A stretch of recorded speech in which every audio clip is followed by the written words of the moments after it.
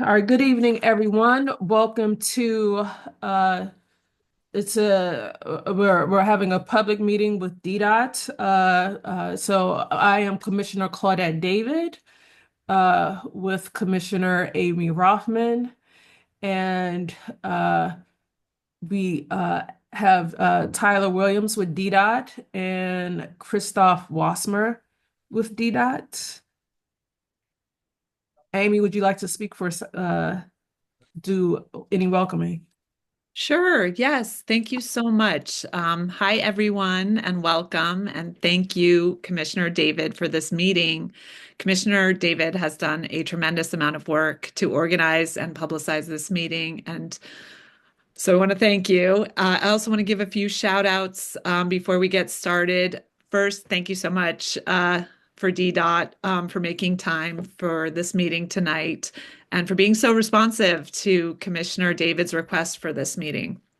And I want to welcome any of our fellow ANC 3F commissioners, including, if she's here, Commissioner Sue Guzman, who chairs the Schools and Universities Committee. While this meeting is focused on Commissioner David's and my single member districts, we're part of a larger team called 3F. And I also want to say thank you to Paul Harrison, chair of the ANC 3F Streets and Sidewalks Committee. He's worked so hard as a volunteer to improve the streets and sidewalks of 3F. Um, and I also want to welcome the group of neighbors on Reno who Paul and I met with several months ago and were one of the inspirations for this meeting. The issues we're discussing are also very personal for me as I live with a lifelong effects from being hit by a car as a pedestrian. So I appreciate all of you for attending. And once again, thank you, Commissioner David, for leading us. And over to you. Thank you. Thank you, Commissioner Rothman. I just want to make brief, just give everyone a brief overview. We're going to we're going to start off just talking about the school crossing guards. And we'll talk about that for a good 15 minutes. We'll have Q&A with the community. And anyone who has any questions, you have about a minute because we just want to make sure we get to everyone and get a response from DDOT.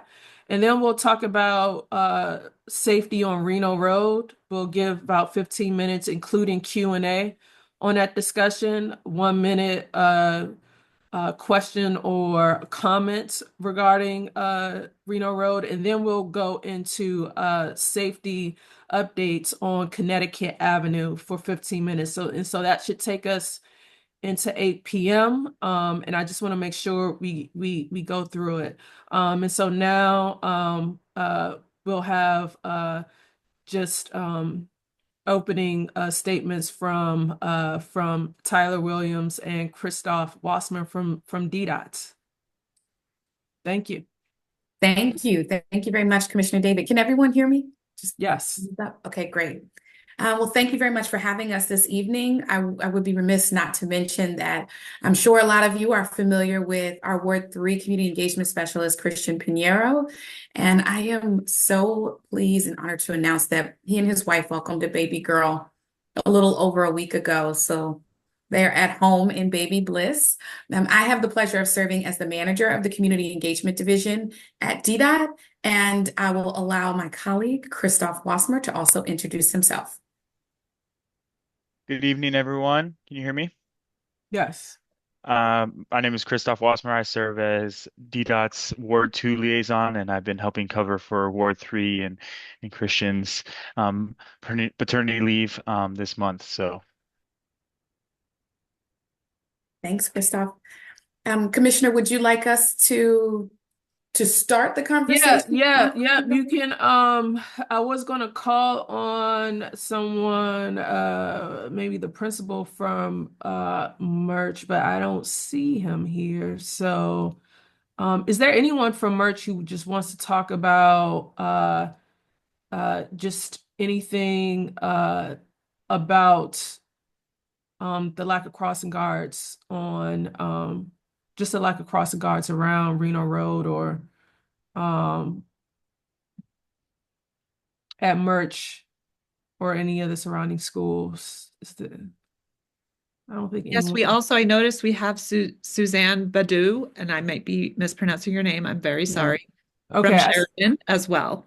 Oh, okay. Yes. All right. I see Jason Levin just has raised his hand. Uh, so, Hi, my name is Jason Levin, and I'm actually a Merch alum parent. Both of my boys are now at Deal at sixth and eighth grade, but a former member of the Home and School Association. I want to thank everybody for being here. This is a topic that's near and dear to my heart. I too have been run over as a pedestrian, so I feel strongly about this issue. I think that when you look at traffic safety from Connecticut, Reno, Nebraska, what we're seeing is a lack of consistency of crossing guards. And at the main intersections at Connecticut and Nebraska, where Nebraska hits Reno, we need more than one person because when the kids let out is exactly the time that it's high traffic in those areas. So I know that we have made some improvements in getting different type of personnel in this school year compared to last. So we're seeing momentum, but I still think in terms of investment, I think we can do a lot better in recruitment. And so yeah, it's a work in progress. We're not there yet. Can I say something too? So I am Nimi Damodran. Oh, give me 1 second. Give me 1 second. Let me highlight you for a second. Yes. Okay, I am Nimi Damodran. I live right across from Merch at the corner of Reno and Davenport. And so we are impacted by the traffic. There used to be a wonderful crossing guard. I don't know if she has stopped or something. She was who would stand at the corner of Reno and Davenport. Unfortunately, merch and the parents associated with merch have to be communicated, campaigned, whatever, because we see such a mess of traffic, people dropping kids off in the middle of the road. I really feel strongly, it's not a DDOT problem per se, but that has to change. Um, the community also bears some responsibility. And when the crossing guard tries to monitor it, she's not necessarily respected. I have seen it living right here. So there's definitely a community change of mind that has to happen. And if DDOT has the budget to have more than one person and to potentially have a police officer keep moving the traffic moving just during those periods of school letting out. And especially, it's not just merch, it's also deal kids. They're also, the kids are at risk and the parent pedestrians are at risk because of cars not obeying. That's my 2 cents. Okay. Thank you. Suzanne, then Mara. Hi, thank you. Um, I'm with Sheridan School, and we are located on 36th Street between Yuma and Alton Place. And our street is generally not that bad, but Yuma is a bit of a ways cross through street. So there's a lot of east-west traffic on Yuma during rush hours. And the Yuma Reno intersection is has a lot of T-bone accidents and is a difficult crossing for pedestrians. But I was previously at National Child Research Center, which is on Highland off of Newark. And Newark and Reno, or 34th Street, is in the stretch of 34th Street in Reno, where there are a lot of yard signs asking DDOT to keep the area safe. When I was at NCRC, and our parents at drop off and pickup were trying to merge onto 34th or off of 34th onto Newark. We had accidents every year, all the time. And I personally tried to hire off-duty police officers, and I sometimes directed traffic myself when we had community events at the school where people were going to be parking on Newark, sort of closer to Rosedale in Wisconsin. And it was terrifying. First of all, I couldn't get even off-duty police officers to manage that intersection because it's not a four-way stop. There are crosswalks that no vehicles recognize, and there's a lot of pedestrian traffic there and a lot of school traffic. But NCRC and Sheridan were both independent schools, and the rules for getting a DDOT crossing guard are very specific about proximity of the school to the intersection, and and it was never possible to get a crossing guard at Newark and Reno or 34th. But all of these intersections, whether it's for school children or neighbors just trying to get across the street or walking their dogs, it's it's really nerve-wracking. And we were never able to figure out what a solution was. And I think efforts to add stop signs to 34th or four-way stops just seemed never to go anywhere. So that's all I have to share from, Thank you, Suzanne. yeah. And then we'll hear from Mara and then DDOT. Hi, everyone. Thanks so much for organizing this. I live in 3F6, so I'm in the sliver that is sort of northwest of Nebraska. And I just wanted to say, to the extent that we do have crossing guards, they are really amazing at keeping us safe when we're crossing and a great part of our day when we see them. But particularly at Connecticut and Nebraska, there are a lot of kids coming through there. Trying to catch the bus up to Deal and to Jackson Reed.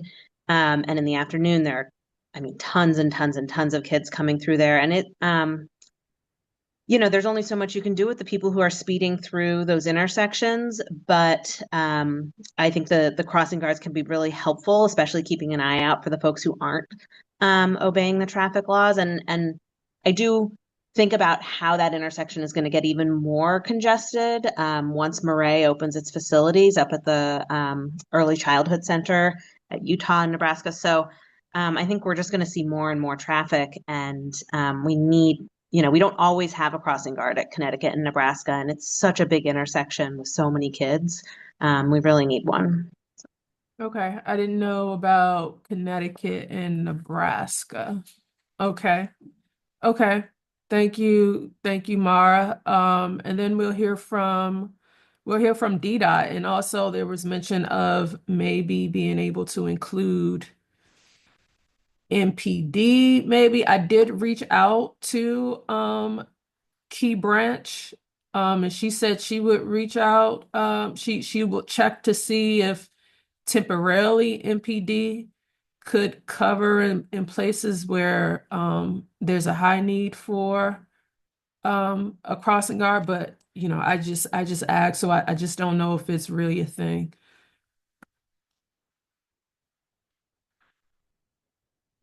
So do you have any a follow-up to just the crossing, just the general cross streets where we have community members talking about a need for additional assistance? Absolutely. And thank you for those questions and comments.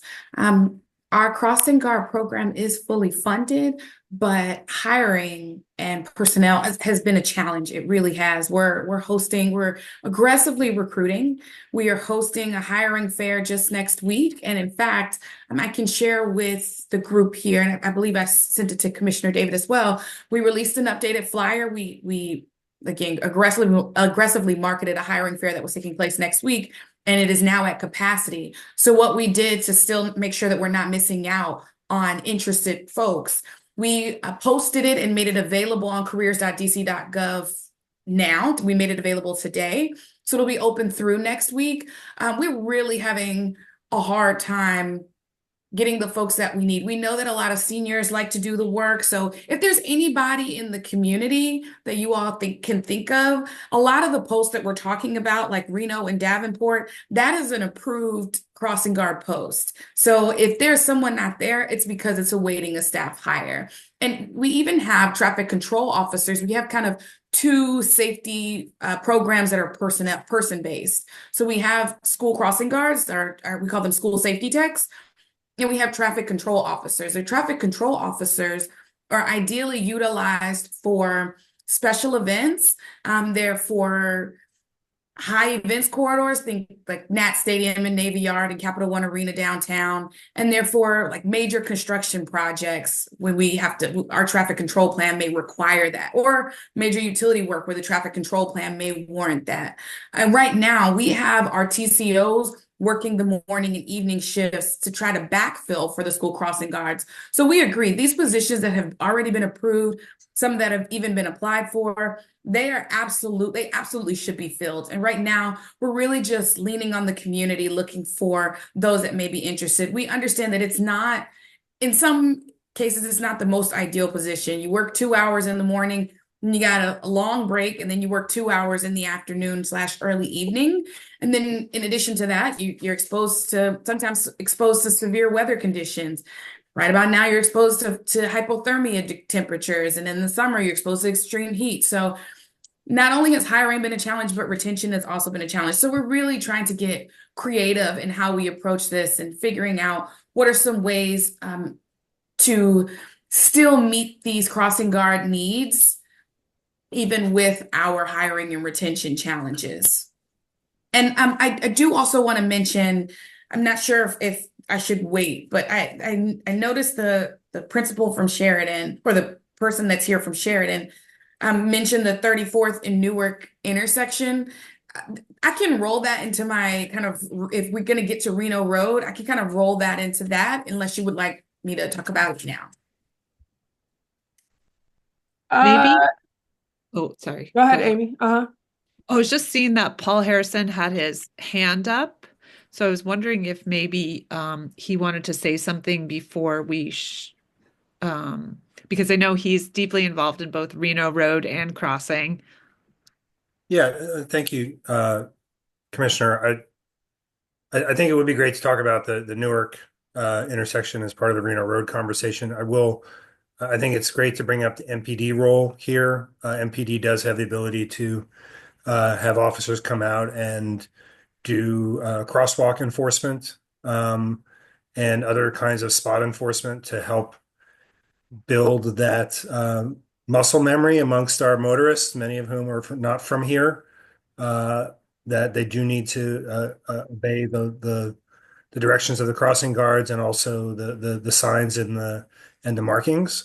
So I think it would be really important to bring MPD in here, but also DDOT encourage you that when you are short-staffed, to have the manager let the local district know so that they can come in behind that. You know, if someone's not staffing a position that you've identified as important, MPD does have capacity sometimes to come out and help with that. And but they won't know unless you tell them that the crossing guard isn't going to be there.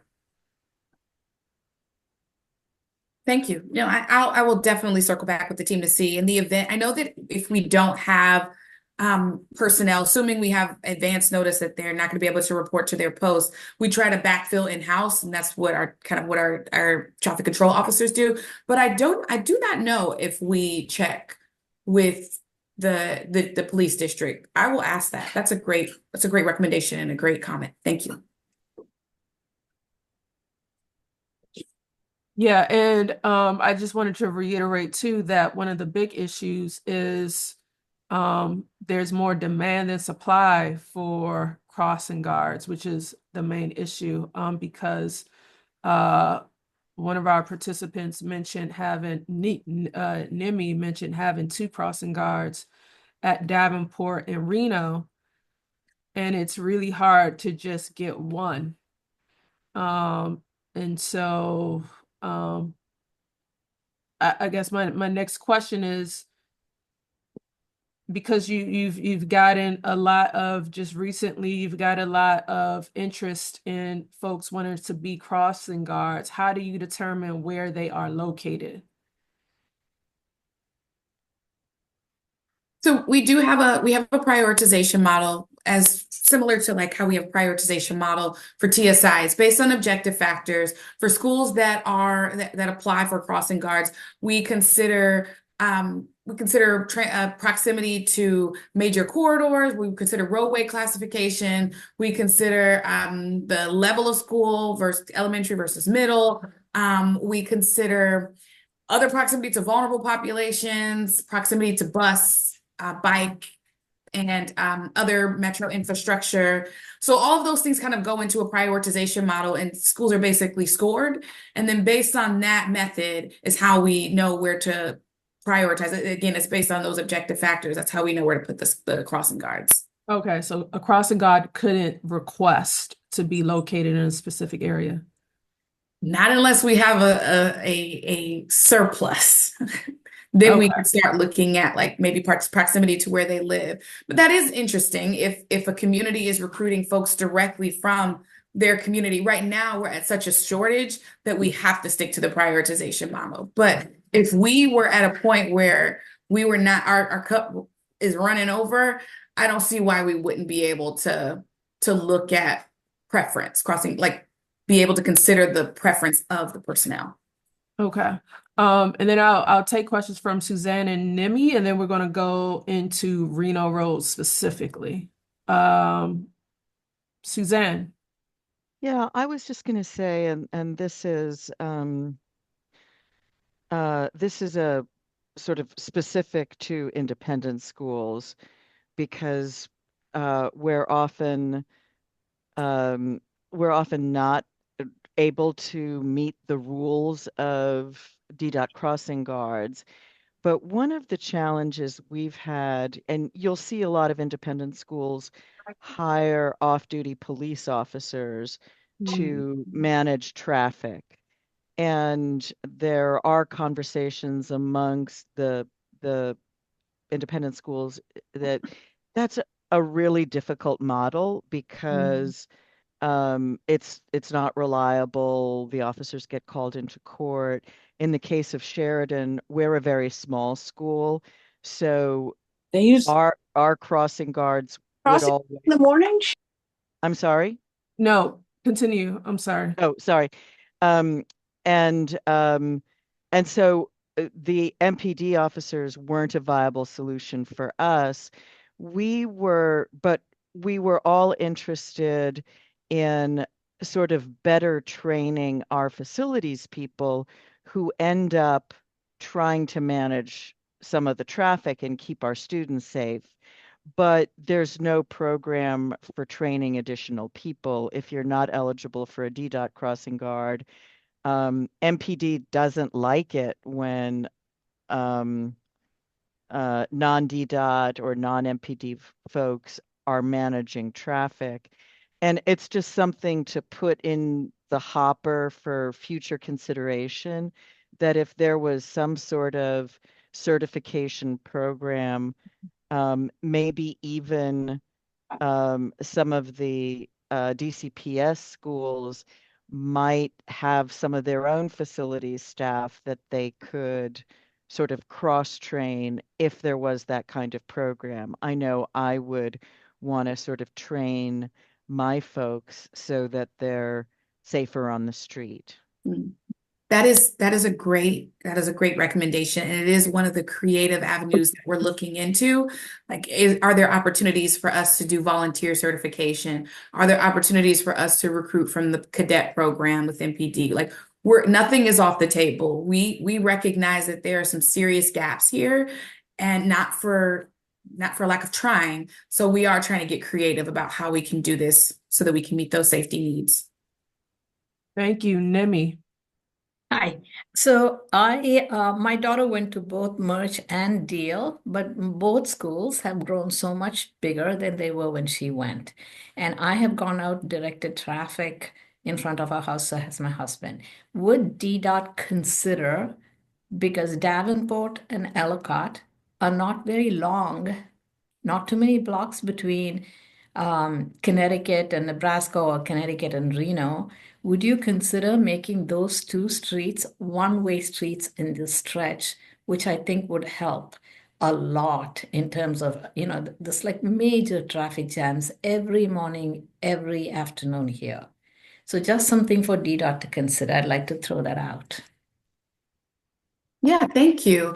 So one-way street conversion does require a traffic study, like some traffic analysis. So we typically, the way that we do traffic analysis is through our traffic safety input program. So you call 311, put in your request, and once that's prioritized based on another set of objective factors, we would then study a roadway conversion. But yeah, I received that recommendation. Absolutely. Have you put in a TSI request before? No? Okay. Yeah, I strongly recommend So that. So just through the 311 app or by online 311? phone or app, whichever you prefer. I have the app, so just go in there and put it in as Yes, it's the under TSI, the traffic safety input. perfect. Thank you so And much. then I mean, I'd like a study done just to see if it's useful. I'm not insisting on it because there are pros and cons on it Yeah. for it. I mean, when you do that, follow up with me so that I can keep Tyler, Christoph, like I can keep DDOT in the loop so we can Absolutely, Claudia. Yep. Absolutely. And then on that note, I wanted to ask because I know Merch principal has submitted, he said he submitted multiple requests for crossing guards for near Merch. Is there a way to track those requests or find out where it is? So because I know they're looking for a crossing guard for Connecticut and Davenport as well. So is there a way to track where it is in the request or no? So currently our school crossing guard website, it does not show pending requests. It does show, I can maybe if I share my screen. You should be able to share your screen.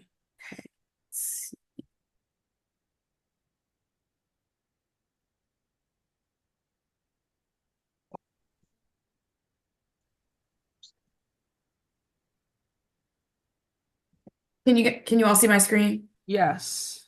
Okay, Yes, so thanks this for is our walking us current. through. If you Google school crossing guard, it'll take you to this site. And so what our current site shows, it'll show this, I believe this is Merch right here. What it'll show is the location of all of our schools, and it'll also show where there are filled posts and where there are posts. The circle that's not a filled in green, that indicates a post that's awaiting a hire. So there is currently this site does not show where we have pending applications. We kind of keep that in an internal repository, but I can make the recommendation just so that people trust that their application has Yeah. been received and is being reviewed. Yeah. If there were like, I don't know, like an unshaded, I don't know, something else there to show that an application is pending so folks know, okay, their request is not just sitting in the ether, that it's acknowledged and it's on that map. And it gives people a good idea too that there's requests happening all over the city Mhm. so that they know they understand what you're seeing. Okay. Okay. Thank you. And then I will segue to Reno Road and I will introduce Paul Harrison again. Great. Thanks, Commissioner David. Hello, everyone. I'm Paul Harrison. I am the unelected appointed chair of the ANC 3F Streets and Sidewalks Committee. Everyone's welcome to join. I will put my email in there if you want to be on our email list. And our focus from the beginning has been on pedestrian safety and then pedestrian experience. We're thinking about those pedestrians who aren't present because they don't want to walk, not just the ones who are there and having to dodge traffic. And Reno Road has been a consistent part of the conversation. So I wanted to share some thoughts on that. I will just really quickly, if I can share my screen, Yes. do point out that so this is the TSI dashboard, and we do have a number of open TSIs in the merch area. So I think if you guys can go back and look at it's one of the hard things to actually bring the TSIs together into a coherent set of work. So, but I think the requests have been in there for some time. So let me just sort of set up did a couple slides on Reno Road. So can folks see that? Yes. Great.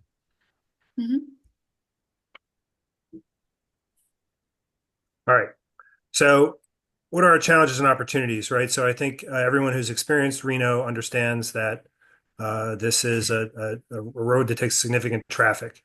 Was out there a couple months ago and just sort of doing an informal survey and found that roughly 80% of the tags are Maryland, Virginia, out of state. So it is a commuter route.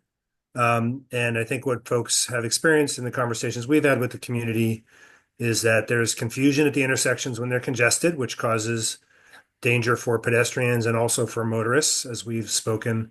And then when it's not congested, we have high speeds. The 15-mile-an-hour speed limit at Merch is largely ignored when people can drive through there quickly. Um, uh, and I think the same at Eaton and near Sheridan, which is not right on the street. The important thing for everyone to recognize is that the current design is actually a redesign for pedestrian and motorist safety. It's a walkback from the 1960s era reversible lanes. Yes, Reno Road had reversible lanes, 2 lanes downtown in the morning, and 2 lanes back out to the suburbs in the evening. But the design that was put in place in the 80s and 1982 does still emphasize vehicle flow over crossability, both pedestrian experience and the neighborhood traffic. So, and I raise this because this is a historic perspective that we had these reversible lanes and that this has been an issue for a long time. So here in 1982 is the Washington Post talking about how the community got together to get those changes done. The reversible lanes were there from 1968 to 1982. And again, an acknowledgement that, we made a decision in the city post World War II to focus on moving traffic through our communities to get people to offices downtown. And that goes back to 1946 when the city actually cut down trees and widened Reno south of Nebraska to 3 lanes. And this is all part of a history, right? That folks may not know that actually there were plans from the National Capital Planning Commission prior to extend I-270 down through our community and into a freeway network downtown. So I'm just going to zoom in here a little bit. Hopefully, folks can see. But this slide shows the street at the top is Western coming down, crossing Wisconsin, and then entering Fort Reno. So the highway, which would have been a 6-lane interstate highway, was going to do that. The slide to the right shows a cut. That building off to the right is Jackson Reed High School. Up over here, past what's now the Whole Foods and into Tenley Circle, where the interstate would have divided in half. Part of it going down Grover Archibald and connecting to I-66, and the other part coming across Tilden Street and into Rock Creek Park. So you can see Tilden crossing Connecticut there, and it would have been a 6-lane interstate. So this has been city policy, and the design elements have sort of influenced what we have today. So, but I want to kind of highlight that we have opportunities here, right?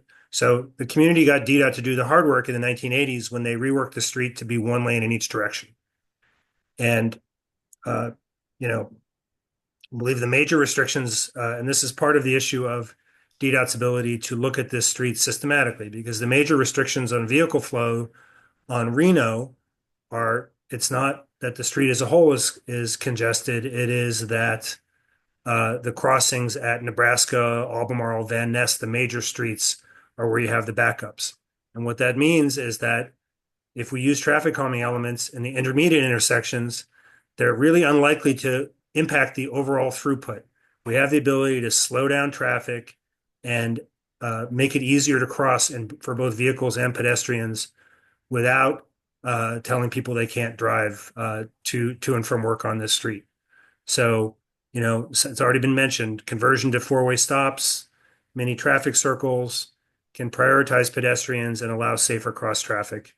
And what these different kind of interventions do, so if you notice the street, we got a lane on the right and a lane on the left, and then we have these crossed off areas and these turn lanes, and they cause the street to be wider than it needs to be, but it's not well-used space. So if some redesign, particularly these intermediate intersections, could allow us to narrow the width of the street, which in itself is a way to slow down traffic, but also to reduce the distance that pedestrians, particularly seniors and young children, have to cross, which reduces both pedestrian and vehicular crash and injury risk. So lastly, DDOT has in its toolbox the kinds of interventions to do this. We're really grateful to get speed tables over on Albemarle Street, east of Connecticut, which are used by the kids going to and from Franklin Montessori before Albemarle was closed for the DC Water project. So, we also have the benefit of Reno not being a bus route, not being a truck route. So we can use things like speed tables, speed humps on that street to slow down and allow the measured throughput of traffic. Same thing, a lot of the intermediate intersections just have two-way stops. It's very difficult for cars or pedestrians to get out. They have to take their lives into their hands to get out and get into the traffic and get across in Reno. Changing those to four-way stops or mini traffic circles changes that dynamic. Rather than a series of cars going through at a time, it's taking turns one by one. And again, doesn't really change the throughput element.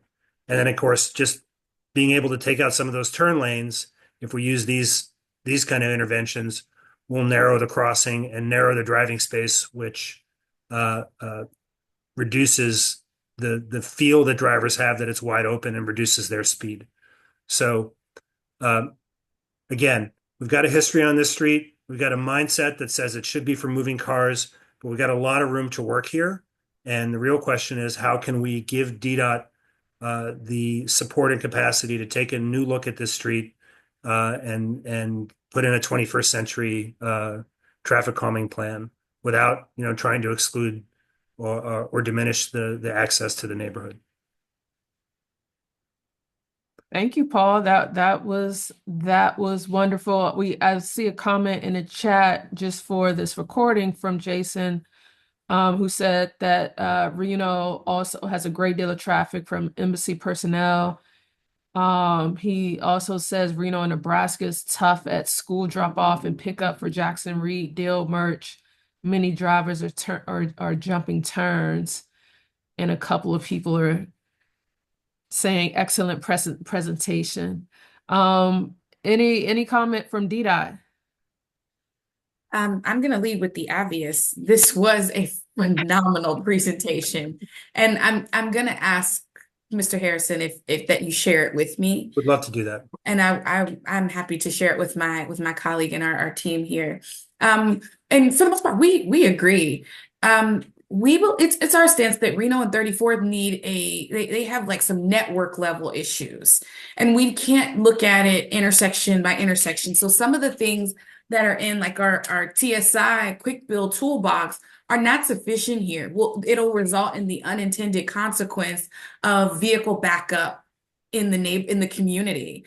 I mean, Reno's already a alternative to Connecticut and Wisconsin. So we want to look at it the same way that we would those. So we anticipate studying the entire corridor, Reno and 34th, and all of the intersecting streets.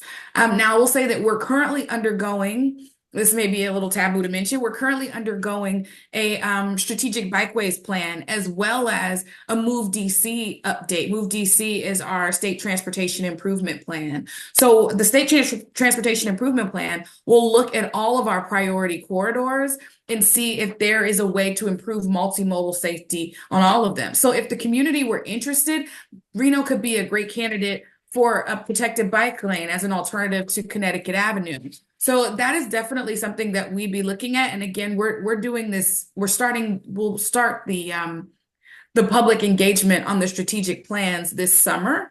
And I think that it is a fair alternative. So again, this was a wonderful presentation, and we totally agree. You can't look at it a small scale. You definitely have to look at it as it impacts the full flow of traffic, and that's what we intend to do. Thank you, Paul. No, I so definitely appreciate that, and I think the folks that we've talked to in the neighborhood recognize that we need a systematic approach we need to apply a new design paradigm to this street. And again, we're a city. We respect people's need to get from here to there, but also ask from that respect that they drive gently, and that the street gives them the indication that neighborhood traffic and particularly pedestrians should have the right of way. I'd love to hear from anyone else in the community, but I'm happy to share the presentation with anyone who wants to send their email in the chat to me. Yep, if you have any questions, just raise your hand. Alexa, you just have to unmute. Apologies. Thank you. I was just going to say thank you, Paul. That was a really fantastic presentation. And I was just curious, I'm very interested in sharing my email and getting more involved, but if you had specific recommendations for community members in terms of kind of, sharing information or mobilizing or kind of how to take steps. I was trying to cross Reno at Warren tonight with my sons, and it took, cars were just flying by, paying no mind. So, the thought of like a 4-way stop there is very exciting to me. So just, any thoughts or recommendations you had on sort of mobilizing, neighbors would be great. Yeah, I think so. First of all, coming to meetings like this, helping our ANC commissioners raise this, be able to go back to our city council representative and encourage. So appreciate DDOT recognizing that this road needs a systematic approach. But we have kids crossing the street today, and families trying to cross the street today. So DDOT also has the ability to experiment, the ability to do, they do this with bike lanes and all kinds of things where we just get flexi posts or change stop signs, or stop signs I recognize are actually more complicated than us lay people would think. But there's more that they can do. So I think, join our committee, and we can talk more about ways to keep this issue going and build support for the right changes. Yep, and I just wanted to remind everyone, so, this meeting, we are part of a larger group, but each single member district has its own issues, which is why we have this meeting right now, because, each commissioner honestly should be doing this to learn, like, what are the issues in their single member district, because from one block to the next is actually very different, believe it or not. But we do every month we have monthly meetings, and we talk about general issues in the community, just in general. And we also have committees. So Paul heads up the Streets and Sidewalks Committee, and every few months Paul will he'll have a meeting with community members to discuss, and the meeting will be, say, at Reno Road to discuss what should be some ideas for change on Reno Road, which is how Paul came up with this idea for Reno Road was through meetings with community members at Reno Road. So definitely our next meeting is ANC 3F meeting is on February 18th. It's the third Tuesdays of each month at 7 p.m. And just go to anc3f.com for our general meetings. But I'll try to do more meetings that are specific to single member things so that I know what the issues are just in the single member districts. Did you have anything else, Alexa?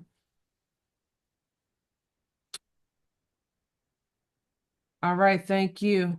I have a very quick question, Commissioner David, for as long as we have DDOT. My question is about Rosemary Bistro, whose food I love, but they're the only ones sticking out on Connecticut between Nebraska and Fessenden.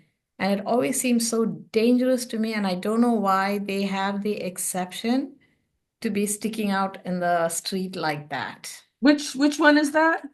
It's a restaurant that has like this all these concrete bunkers and an extension out onto the Oh road. yeah, Rosemary Bistro. All right, we'll get to that. We'll get Thank to you. that right after because it kind of helps us segue into discussion about just updates with Connecticut Avenue. And then we'll briefly just talk about how we handle this issue with Rosemary Bistro. Okay. Before we jump right into Connecticut, I did fail to mention that Merch has been selected for Safe Routes to School safety treatments this year. So they're in the January cohort. So engagement with the school should begin in the next few months. And then we'll be looking at, I think when something's in the January cohort, we look at trying to install between March in October. That's usually our construction season. We do the 350 feet around the school. So Merch has been selected. So a lot of those TSIs related to Merch will be closed out by the end of the year. Okay, and strategically, does it make more sense to include the principal in those discussions, or you're already talking? We do, yeah. You're already talking to the, Our okay. Safe Routes to School team, that's where they start. They usually start with the school. All right, and then I just need to be in touch with the principal and just figure out how to just get him more engaged so the community knows exactly what's happening. Okay. Sounds good. Thank you. Thank you. Now for Connecticut. Yes. So under the modified project for Connecticut Avenue, we'll be doing some intersection spot treatments at many of the main intersections along the corridor from Calvert to Legation. And these intersection improvements will include bulb outs, curb extensions, new upgraded traffic signals. And for some of those uncontrolled intersections, those are intersections that don't have stop signs or traffic lights, we'll be looking at hawk signals. And hawk signals they look like traffic lights, but they're kind of the red flashing lights. You push a button to activate it. We'll also be looking at some bus safety treatments like those bump out bus platforms and some other safety measures. Right now, we're finalizing the design for this, how we've reimagined the project, and we plan to re-engage ANCs and the public sometime this summer. And construction is slated for 2026. Okay, great. Anything? Okay. What about the because I know just within the past years we've had cameras, what do you call that? Speed cameras as well. Are there going to be more? So right now there are 7 automated traffic enforcement cameras along the corridor in Ward 3. There's 9 total on Connecticut Avenue, but there's 7, and it's a mix of speeding cameras and red light cameras. So I don't think that you'll get more cameras. Typically, when you have 7 cameras on a corridor, it is a flag that we got to do something more substantive. Okay. And then there was a question about people jumping one way on Connecticut Avenue near CVS. Um, What's the cross street for the CVS? Jason, can you speak more about that? Sure. So, so the issue is it's the CVS right by the Politics and Pros, and Okay. everybody, and I mean everybody, ignores the fact that it's a one-way. And so whenever there's overflow parking from Politics and Pros, they always go up the one way onto Connecticut. And guess when it happens? Right, it's just north of Essendon. And so it happens right at either when kids are going to Merch or coming from Merch. It's just a matter of time before someone gets run over because you have like a second grader that's running on the sidewalk, and then there's going to come a car that's not looking, and they're going the wrong way up that CVS parking lot. We need signage there. For me, is another area that we need to look at. Okay. Thank you, Jason. Matt. Thanks so much.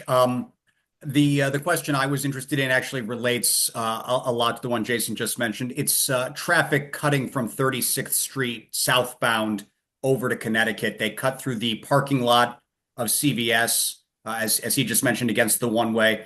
And the intersection that has been kind of near and dear to my heart for nearly 2 years now is the intersection at 36th Street and Fessenden, which is 10 feet off Connecticut and is 50 feet south of that CVS parking lot. This is nominally a controlled intersection. I've put in at least 2 TSIs in 23 and 24 on this.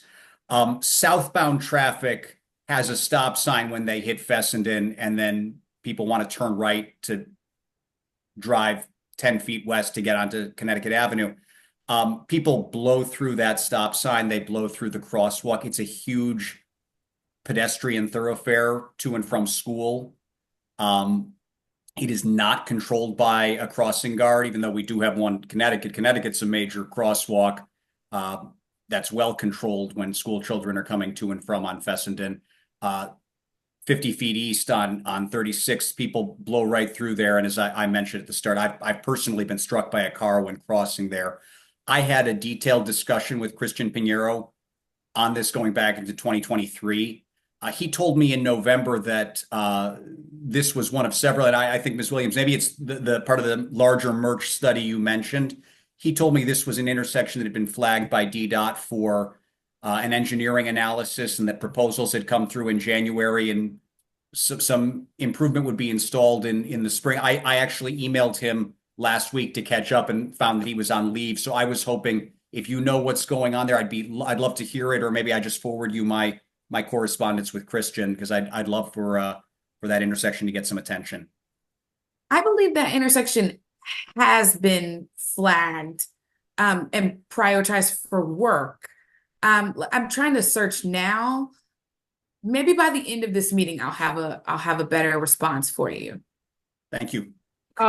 Matt, if you can put your contact in the chat. Also, if you can follow up, I don't think you're in my single member district. If you can follow up with your commissioner as well, so that she can follow up, just keep DDOT in the loop, and just keep your commissioner in the loop as well.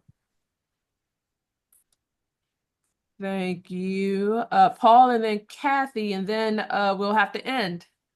Yeah, just very quickly, I do appreciate the community members bringing up the question of the circulation into the parking lots behind the businesses, because it has a major impact, and it gets chaotic. So obviously we also have the issue of the car wash at the old Burger King and Bread First and all that stuff down there. So it's the same sort of thing, where traffic going in and out of these businesses is actually blocking the crosswalk or et cetera. So, I don't know DDOT's ability to sort of do some convening with particularly these blocks of large landowners and say, hey, you guys you got to maintain your own property, or we'll go to the public space committee and ask them to take away your curb cut, which I believe is in their capability. So just another kind of thought, particularly as you're doing the safety improvements on Connecticut.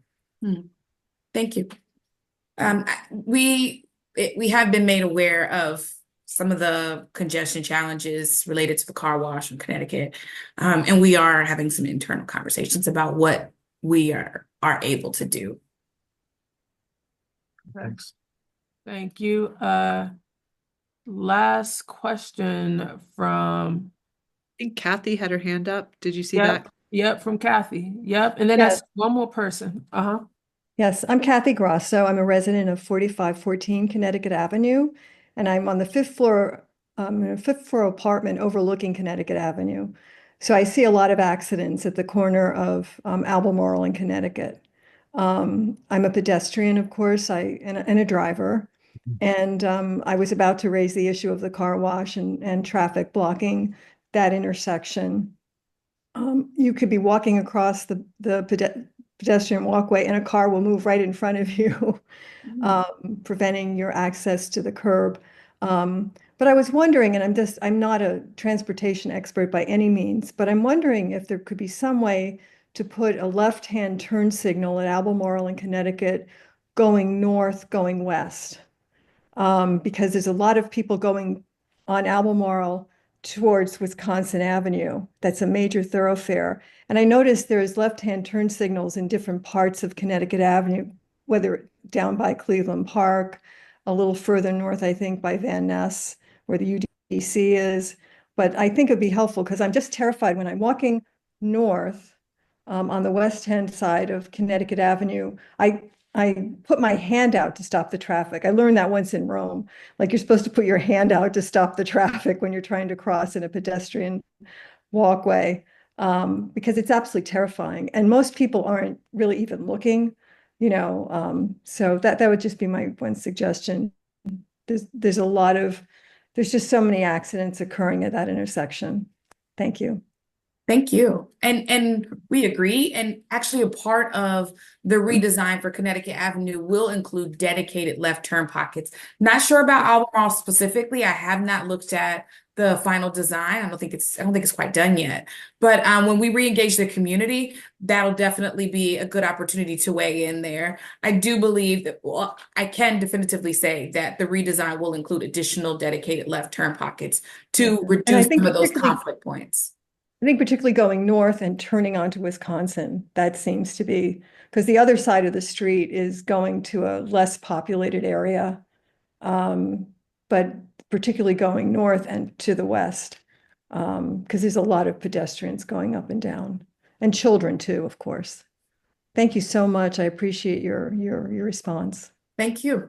No problem. And then the question about just what's going on with, I guess, with Rosemary Bistro, sounds like it's the that COVID area kind of streetscape, being able to keep that on the street. What's the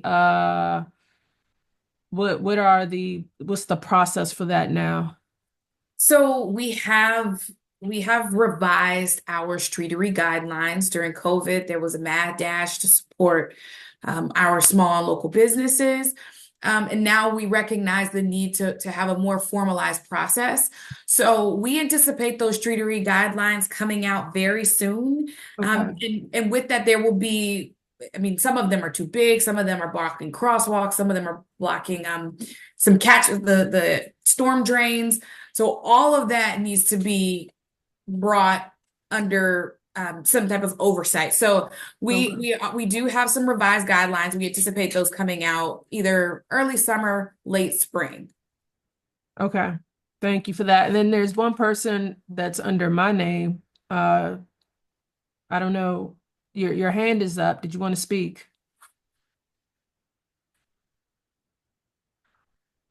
Okay, this person is not speaking. Okay, here I am. I'm sorry, I was trying to figure this out. No problem. Good evening, Commissioner. Good evening, everyone. My name is Kai Branch. I'm the Community Outreach Coordinator for MPD. And Commissioner, I know we weren't on the agenda today, but I did want to listen in just in case there were any issues that I could report back to MPD. But I just wanted to let you know that I did receive your email regarding the request for the possibility of MPD helping out with school crossing. So I don't know if that's something that we can accommodate, but I did forward the email to the Sector 1 captain, which is Captain Darren Haskins. So he'll be in touch with you about that. Awesome. Thank you so much for coming as well. It's good to see Yeah. PD I'm has sorry, I don't know why my name showed up as Claudette Tess. I yeah, couldn't no, figure out how no. to change it. Yeah, no, that's fine. I took care of that for you. Thank you. Thank you so much for joining. Could you give is it okay if the community could reach out to you for any questions, Yeah, or absolutely. what is your email? I'll put that in the chat, but it's kyi.branch@dc.gov. Okay, thank you so much. Okay, my pleasure. Thank you. And then Tyler and Christoph, if you can give your email for the recording as well, for Okay. folks who want to reach out to you. Yes, of course. My email is tyler.williams@dc.gov. That's tyler.williams traditionally at dc.gov. And Christoph Wasmer, that's CHRISTOPHE.WASSMER at dc.gov. Thank you. And I want to remind folks that actually MPD will have a community walk in person at 4545 Connecticut Avenue on Sunday, February 16th at 10 a.m. Everyone, please join. You can reach out to me at 3f04@anc.dc.gov. Amy. Thank you so much, everyone, for coming. Really appreciate it. It was such a great meeting. Great to hear from all the residents. Great to hear from DDOT and from the police. Thank you. And my email I'll put in here for anyone is I'll put it in the chat because I forget what it is. Yeah. No, it's I'm a new 3f01. commissioner. It's 3f01@anc.dc.gov. Thank you, Claudette. All Appreciate right. it. And thank you, Claudette. No All right, take problem. care.